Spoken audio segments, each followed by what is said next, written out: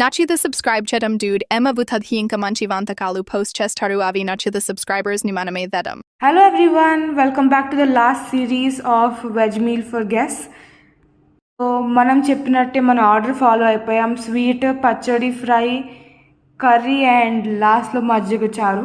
సాంబార్ అన్న పెట్టుకోవచ్చు, but in that place we making majjiga charu, అది కూడా బెండకాయ మజ్జిగ చారు. సో ఈ రెసిపీ కోసం మనం రోట్లో చాలా మెత్తగా గార్లిక్ అండ్ అల్లంని బాగా పేస్ట్ చేసుకొని పెట్టుకున్నాం. మనం గ్రైండర్లో కన్నా వేసేసుకోవచ్చు. అండ్ ఇప్పుడు ఒక ప్యాన్ తీసుకొని కొంచెం ఆయిల్ యాడ్ చేసుకొని వేడెక్కిన తర్వాత జీరా, ఆవాలు, అలా కొద్దిగా మెంతులు యాడ్ చేసుకొని బెండకాయలు బాగా వేయించుకుందామండి. బెండకాయ ఏంటి, ఫ్రై ఏంటి, ఏం బాగుంటుంది అనుకుంటారో? లేదండి, డెఫినెట్గా ట్రై చేయండి. బెండకాయ మజ్జిగ చారు రెసిపీ చాలా బాగుంది. ఇది ఫస్ట్ టైం ట్రై చేసినా కూడా టేస్ట్ సూపర్ ఉంది.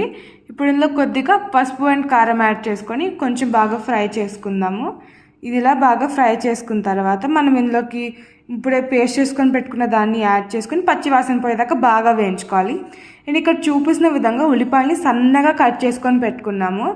ఈ రెసిపీ మనకి ఎగ్జాక్ట్ 10 minutes పడుతుంది. ఫ్రై చేసేసుకొని అన్నీ కట్ చేసేసుకొని పెట్టేసుకొని ఉంటుంది కాబట్టి ఈ రెసిపీ ఎక్కువ టైం తీసుకోదు. టేస్ట్ కూడా అంతే బాగుంటుంది. అండ్ నిన్న మొన్న పెట్టిన రెసిపీస్ కూడా ఒకసారి ట్రై చేయండి. అండ్ ఆ ఉల్లిపాయలు మనం గిన్నెలో తీసుకొని పక్కన పెట్టుకున్నాం. అండ్ ఇప్పుడు ఈ బెండకాయలోకి మనకి రుచికి సరిపడా కారం యాడ్ చేసుకొని మొత్తం బెండకాయలు మొత్తం ఆ కారం పట్టేలాగా బాగా ఫ్రై చేసుకోవాలి. ఇలా గోల్డెన్ బ్రౌన్ కలర్ వచ్చి బెండకాయ కూరలాగా అయ్యేలాగా ఫ్రై చేసుకోండి. చూపించిన స్పైసెస్ తప్ప ఎక్కువ ఏం యాడ్ చేసుకోకూడదు. బెండకాయ బాగా ఫ్రై అవ్వాలంతే. తర్వాత ఈ ఆనియన్స్లోకి మనం ఈ బెండకాయ అనేది యాడ్ చేసుకొని ఆనియన్స్కి కూడా ఉప్పు కారం బెండకాయ ఉంటుంది కాబట్టి అది పట్టేలాగా బాగా కలిపేసుకుందాం.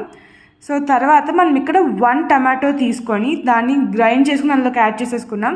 పచ్చిగానే వేసుకున్నాము. We did not fry it. Fry చేయొద్దు. ఇక్కడ చూపిస్తున్న విధంగానే ఈ రెసిపీని ట్రై చేయండి. ఇలా చేస్తే బెండకాయ మజ్జిగ చారు సూపర్ ఉంటుంది, చాలా బాగుంటుంది.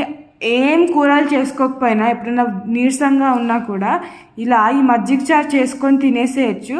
అండ్ ఇప్పుడు ఇందులో కొంచెం పెరుగు గిన్నెలోకి తీసుకొని బాగా బీట్ చేసేసుకుంటున్నాం. ఇలా బీట్ చేసుకున్న తర్వాత ఆనియన్ మిశ్రమంలోకి ఇది యాడ్ చేసుకొని మొత్తం బాగా కలుపుకోవాలి. బాగా గట్టిగా ఉందనుకుంటే చాలా కొంచెం వాటర్ యాడ్ చేసుకొని కొంచెం లూజ్గా ప్రిపేర్ చేసుకోవచ్చు.